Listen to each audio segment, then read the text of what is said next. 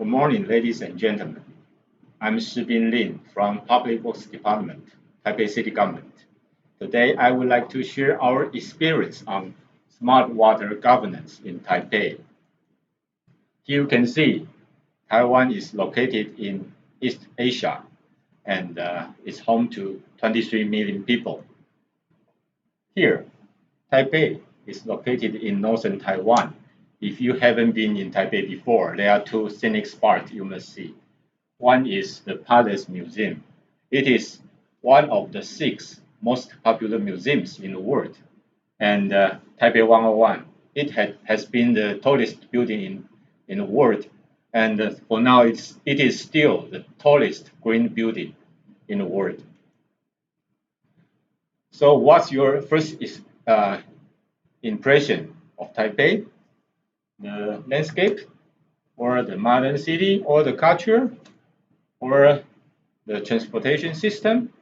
Here I would like to point out 2 examples for you. When we talk about smart city in Taipei, we always say that our Taipei metro system, because it is one of the most reliable metro system in the world. Taipei metro system, we have 6 lines, 131 stations, and every day, over 2 million passengers using this system. Everything you can check your time schedule, timetable, or just enter or leave the station just with your cell phone or credit card or your easy card, here we call it in Taipei. So everything is using smart technology to maintenance, to run this system.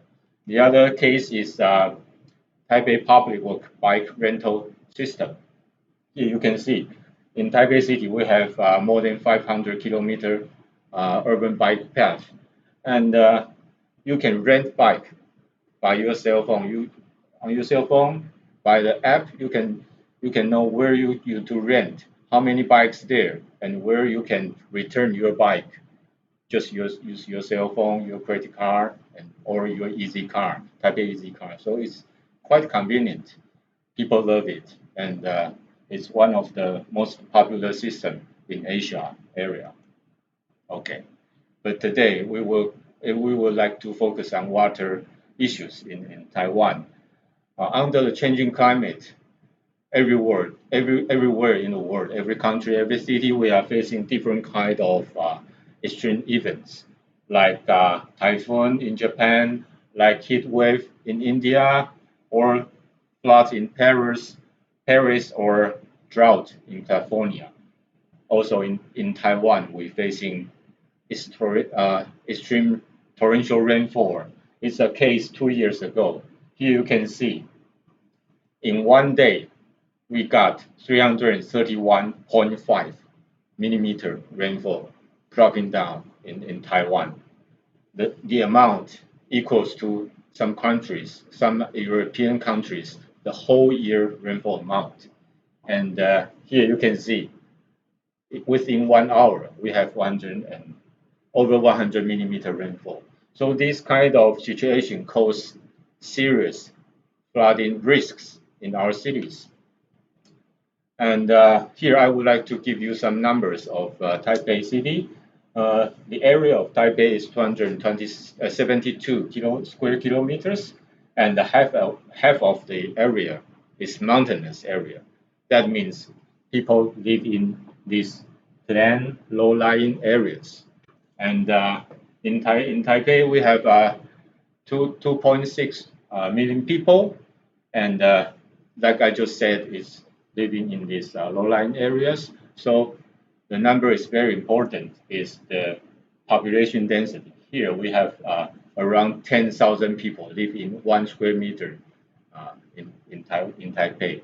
So this kind of dense population makes our government management issue more difficult and more complex. Also, the average rainfall in Taipei is around 2,500 millimeter on the plains, and on the mountainous area is 4,500 millimeter per year.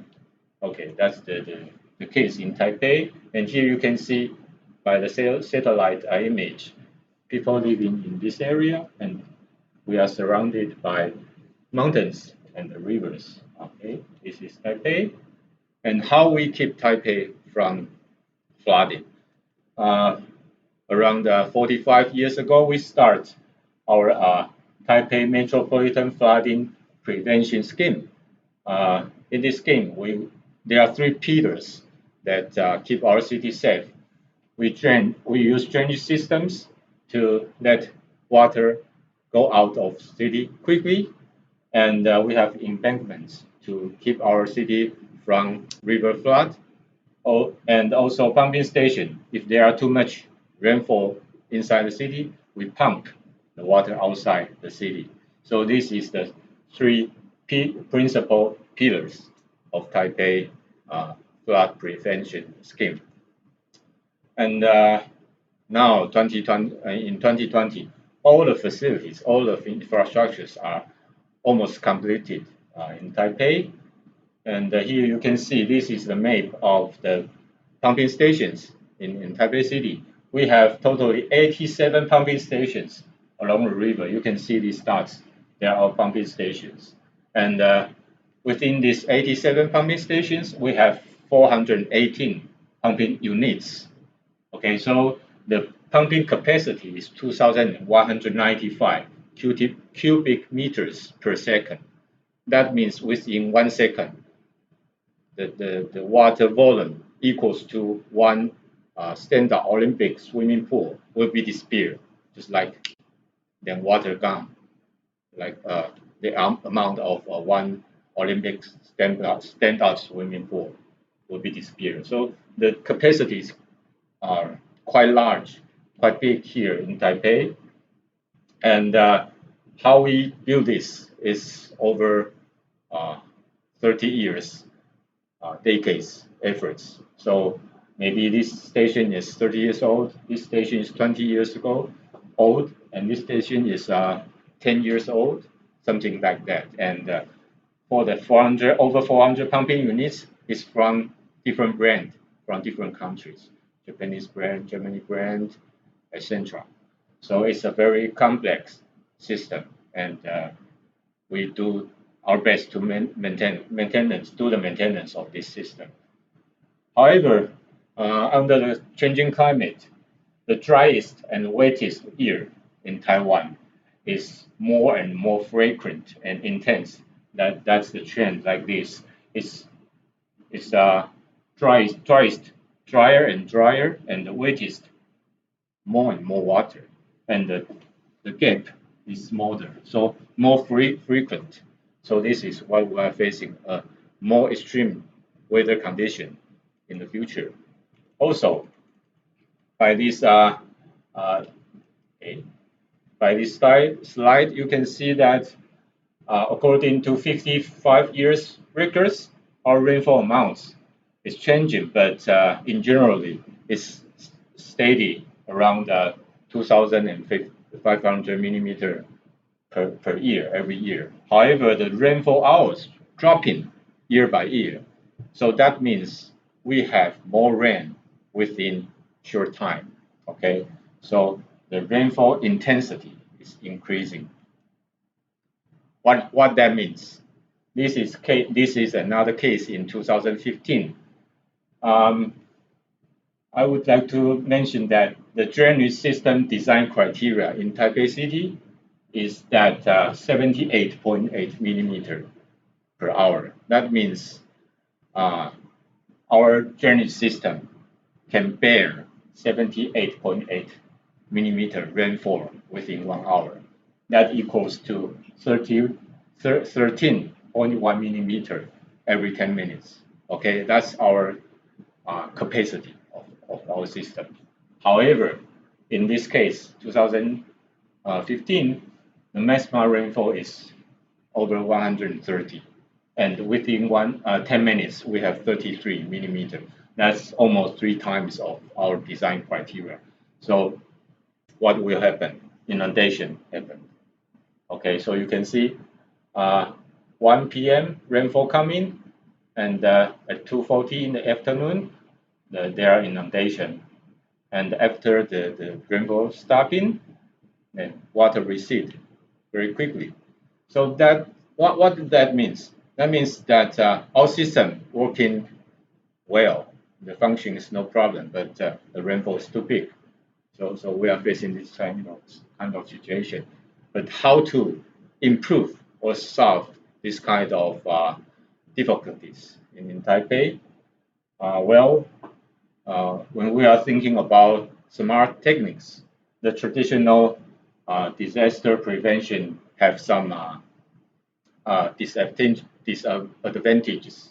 Like here, real-time response, we cannot do that, and lack of information to early warning of public or decision making. We have not enough data, so it's not easy.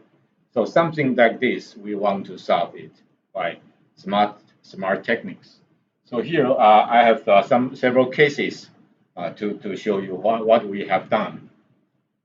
Okay, so Taipei Smart Flood Prevention Scheme in generally, we can divide it into 4 parts that we scheduled maintenance by some patrol app. That means everything is in cell phone, in internet, not using paper anymore. So real time, you can do the patrol more efficiently. Like riverside sewer system or drainage system, pumping stations, also embankments. We use this kind of system, and also monitoring. We have, if you want to say something about smart technologies, you must have data. So where is data from? We have hundreds of sensors in Taipei, like rainfall stations, gauging stations in the river, in the sewer system. Also, storm drainage system. We have water level sensors inside. Also, we have CCTV to see the real condition, river water level monitoring, water gate monitoring, and so on. So all the information will link to our platform, to our water information center, also linked to our cell phone. And the other part is controlling. So we know the situation, we have the data, but how to solve, how to manage the issue. So the pumping stations, we are adopt automatic control system. Also, all the water gate, we have monitoring and controlling system. And the other part we are still working on is forecasting. So urban flooding potential forecasting, that's very important for our design stage or our maintenance stage. And river levels forecasting or during the disaster coming, the real-time system, real-time warning system, that also the other one, we want to do the better decision, or also we want to inform the public more this kind of important message. Okay, that's our 4 important parts. So if we talking about scheduled maintenance, we use our patrol app that adopt ICT, IoT system that make things more efficient and more simple and real time, also paperless. And by all this data, we can do better management or analyze feedback to our daily issue and our design or future policy. And talking about monitoring, like I just mentioned that we have hundreds of sensors, but sensors is there, but always the sensors belong to different departments or even to central government. So how to integrate everything into one is quite important. So here we have sensors from different departments, like rainfall or water level in the river or water level in the drainage system, or like the gates, the information of the gates, or from the information from the reservoir. Okay, upstream to downstream, inside city to rivers, all the information from heaven to rainfall dropping on the ground, all the sensors, all the informations we gathered to our water information integration platform, and then we'll go to our water information system or our app system or our media. Okay, how this work? Here are some examples for our monitoring sensors, like river water level sensor or rainwater sewer system water level sensors, hunters, or also our CCTV system. All the image will send to our uh, water information integration platform. This is our water information center in City Hall. Here you can see everything will show on the wall, on the monitoring wall.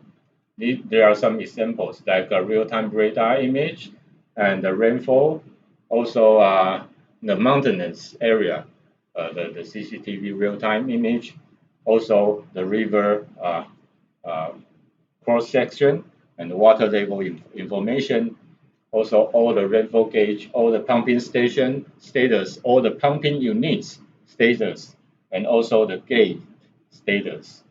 Okay, so by all this information, we can do the decision making in our water information center.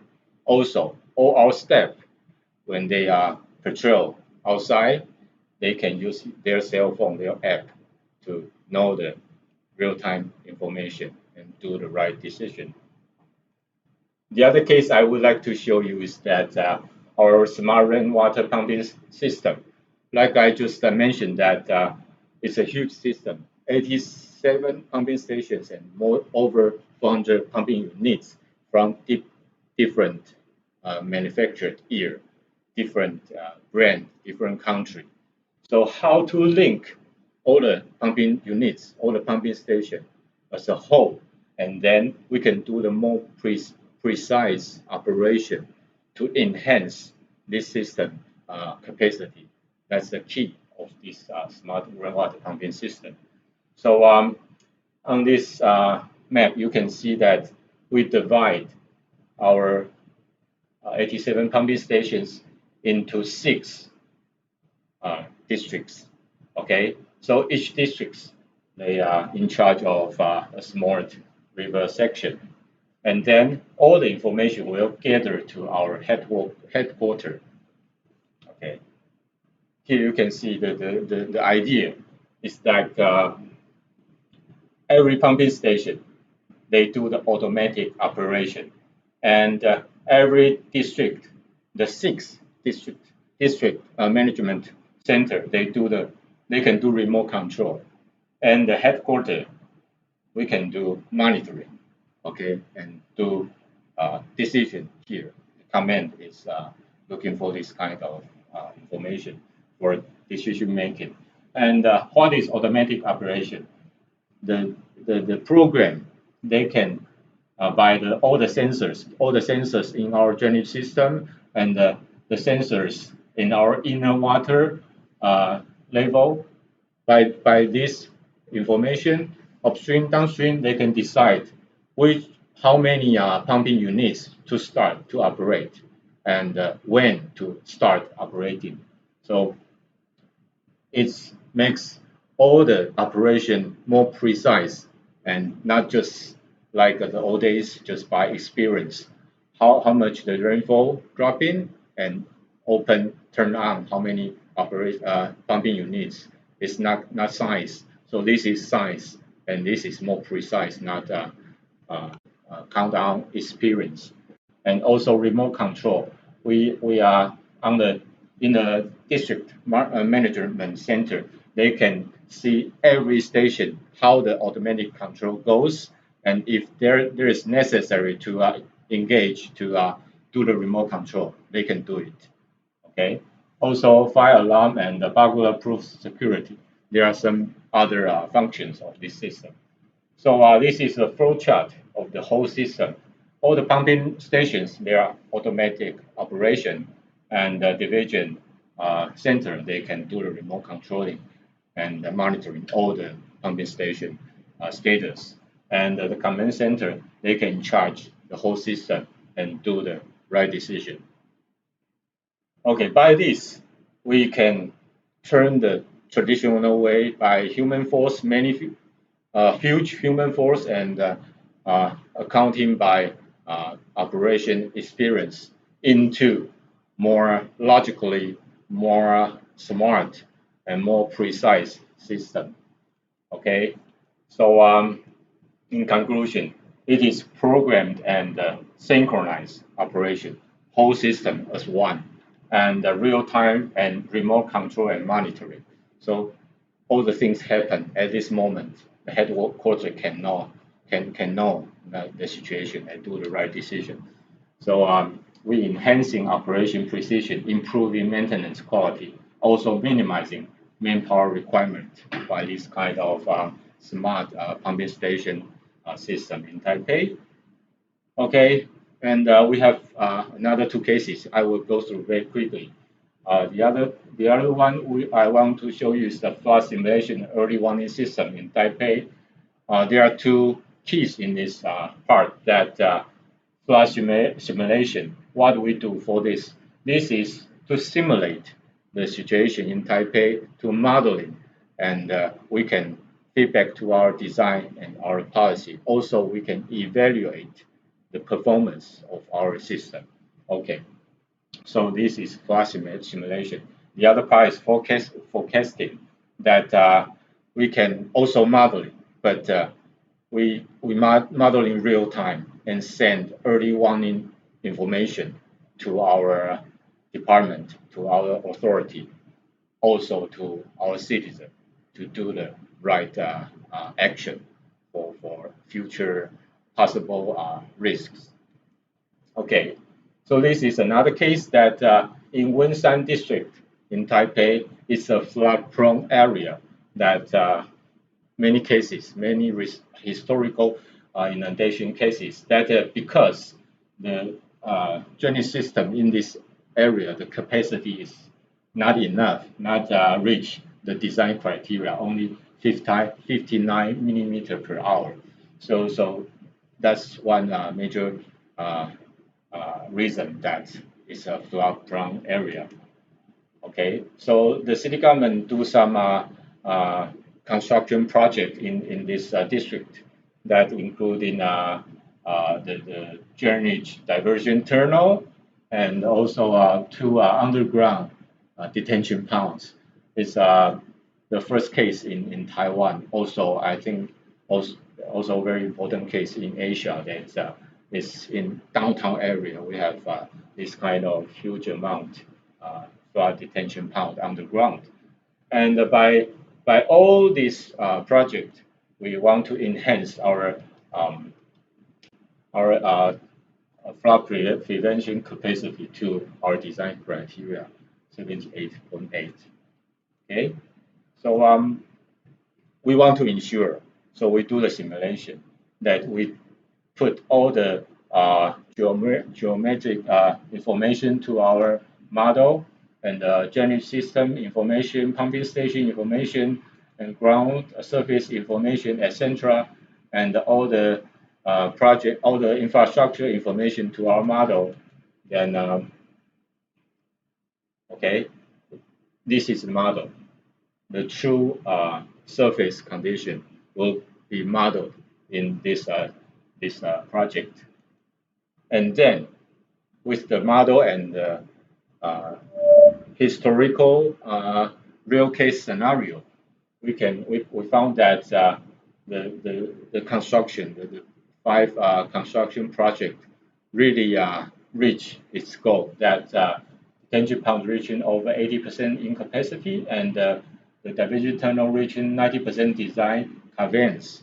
That means the design and the construction fit our requirement. Also, we use this kind of simulation to ensure and also to evaluate the performance by historical events. We check the simulation results and the real situation, and also calibration this kind of system feedback our design and policy decision. Okay, so this is one part. The other part is how we do early warning. Also, we have several models that do the simulation, do the modeling, but the key is real time. Okay, so all the geographic information, land use information, and rainfall real-time rainfall information, sewer level water, all the sensor, all the data will be put it in this model. And by this, for now, we can. This is one case in 2019 that we can do the modeling and send the early warning information about 14 minutes before the risk inundation happened. Okay, so we send this warning system at 3:30 in the afternoon, and we match the real condition in 4:10 in the afternoon. Yeah, we got the trend, also the inundation depths. Okay, but this system we still doing the calibration and check because people will believe what government say. So we provide the right information is quite important. So this part we are still working on it. And in generally, water resources within a city should be managed smartly. So in Taipei, the municipal sewage treatment system is we have the sewer pipelines that we have 2,700 something kilometer. Also, we have three wastewater treatment plants.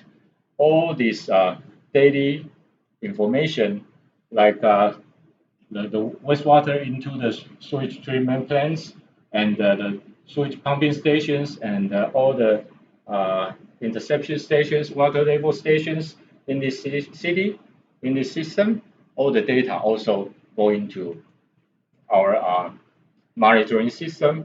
So it's real-time monitoring, treatment quality, including the water quality, also the water quantity. Also, we can do emergency response according to this kind of real-time system. And like the flood prevention system, the wastewater treatment system, we also use all the IoT, ICT technology, and people, our staff, they can use their cell phone to check all the data, to do the measurement and the emergency response. Also, the rainwater collection, the water resources in in parks, in schools, there are large of facilities. All these informations, all the data should be managed. So if you scan that QR code, you can enter this Taipei Water and Green map. In this map, you can see all the green facility and the blue facility inside the city. So you can know how blue, how blue the Taipei city is, and you can check what infrastructure, what facility nearby your home, nearby your house. Okay, then in this map we collect over 120,000 GIS data, and the people can check the information and also feedback to the authority to help the policy design in the right path. Okay, so I will go to my future outlook and conclusion remarks. There's another project undergoing in Taipei that we are building a Minsen Water Resource Recycling Center. It will be opened in 2 years later, and in this plant, we will build a Taipei Integrated Water Resources Information Center. What is the importance of this center? We will gather all the water quantity and water quality information into this system. That means from upstream to downstream, all the water information from the reservoir to our wastewater treatment, and the rainfall from sky to underground to the water in our sewage drainage system. And um, So that means all the water resources you can manage here. You can do the integration decision making. That's very important to the decision maker. The other part is Taipei is uh, established a Taipei City brand. We call it Big Data Center last year. That we gathered all the information from public works department, from transportation sector, from education sector, from medical sector, fire department, and so on. All the department, their information, their data will gather in this center, and also all the data from uh, the 12 districts in Taipei, the population, the age, the gender, everything, the data also in the system. Then by analyze this big data in map, we can do many things, do our future policy design, do our real-time management of our city issues.